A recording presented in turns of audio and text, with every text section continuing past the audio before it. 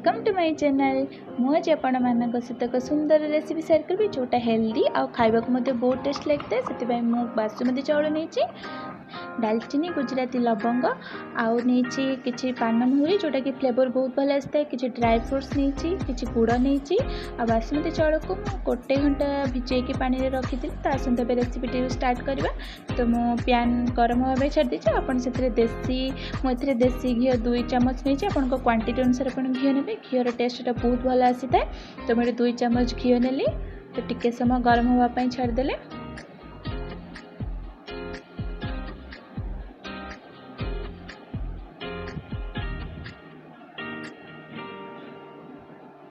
तो तेलटी मोर गरम ही आसले। तो अब मुझे रखा गोटा मसला जमी गोटे गुजराती दालचीनी और लवंग ताको मुझे रेड करने भी।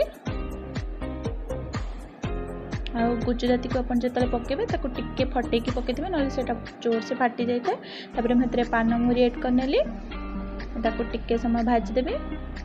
तापर मुझे रखी से जो ड्राई फ्रुट्स गुड़िक काजू मोटी काजू किशमिश आउ आलमंड नहीं आपण पिस्ता बादाम थिले नहीं पारे। तो ताकू मध्य टिके गोल्डन ब्राउन हवा जाए भाजी नेबे। देखो मोर काजू आउ किशमिश गुड़िक मत फुली गले माने से गोटे भल भाव भाजी हो जाती गोल्डन ब्राउन कलर। एवं मुझे जो चाउल को पानी छाणिकी रखी ताकू एड करनेबी। बहुत सहजरे अल्प समय आपण मैंने कर खाईपारे। तो ताकू मैं एड करनेली। मुझे भल भाव तेल में भाजी नेबी। तो मुझे फास्ट अल्प किसी चाउल पकई थी। मुझे सब चाउल जी रखी से एड करनेबी। गैस फ्लेम को लो करके आपको 5 ରୁ 7 मिनट टिके भाजी नेबे।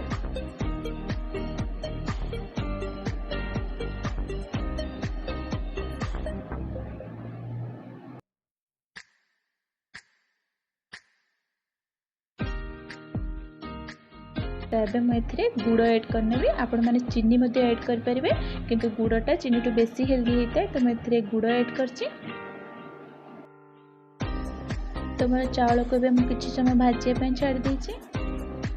देखो चाउल मोर भल भाव भाजी गला। जो टिके टिके पानी सुखी जाइए। तो मुझे गोटे कप चाउल नहीं से 3 चामच गुड़ एड करने भी। तो आपण पाखर जदि टाण वाला गुड़ थाए तो आप आगे पानी टे नरम करेंगे पानी भली करदे। तापर आपको एड करेंगे जेहेतु मो पाखे नरम गुड़ थी से डायरेक्ट एड करछि। आपण जदि टाण गुड़ डायरेक्ट एड करेंगे तो गुड़ गुड़िक जल्दी मेल्ट हेबेनी। से टिके पानी आगे नरम करके तापर एड करेंगे। तो मुझे भल भाव गोलेदेली। तापर से किसी गुड़ पानी रखी से एड करनेली। तापर आप सब चाउल गुड़ी गोटे जगह को नहीं आसबे। आपन चाउल परिमाण जी नहीं से अनुसार पानी देवे। तो मुझे गोटे कप चाउल नहीं गोटे ग्लास पानी देची। आपन चाउल लेवल अनुसार गोटे इंच ऊपर को पानी रही दरकार से मापटी आपंकर ठीक हम। मुझे पैन रे करछि। आपण मैंने चाहिए प्रेसर में करें। प्रेसर कला बेले आप 2टी सीटी लगे गोटे सीटी को भर रही देवे। फल आम बेसी पानी भी हेनी आ चाउल गुड़िक भल भाव खोलीज। तो मोर ए चाउल देखो पानीटा फुटा स्टार्ट है। जिते पानीटा फुटा स्टार्ट हो से ही आप ढाकुणी देखो घोड़े 15 ରୁ 20 मिनट छाड़देवे। देखो मैं स्लो फ्लेम में 15 ରୁ 20 मिनट छाड़ देती। अभी देखो तुम कलर केते भल आ जाइए। चाउल गुड़िक खोली जाइए पूरा सुखा सुखा ही गोटी गोटी देखा। आपड़ से अनुसार ही पानी देवे। पानी माप कम बेसी हेले एटा भल लगे खीरी टाइप हो। तो आप पानी गोटे इंच ऊपर को थिला बेले ही देवे। तो अब मोर रेडी हो गला गुड़ भात। ताको देखा जिते सुंदर लगे खावा को बहुत भल लगिला।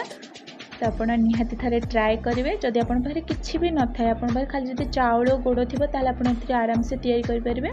तो जदि आपण मानक यहाँ भल लगे तो निहाती मत कमेंट बॉक्स में कमेंट कर जनइबे। और जदि मो रेसिपी आपण मैंने भल लगी तो लाइक शेयर सब्सक्राइब करेंगे। आ पाखरे थी बेल बटन को क्लिक करेंगे। फल मो नुआ नुआ वीडियो नोटिफिकेशन आपण मैंने जल्दी पाइपर। Thank you.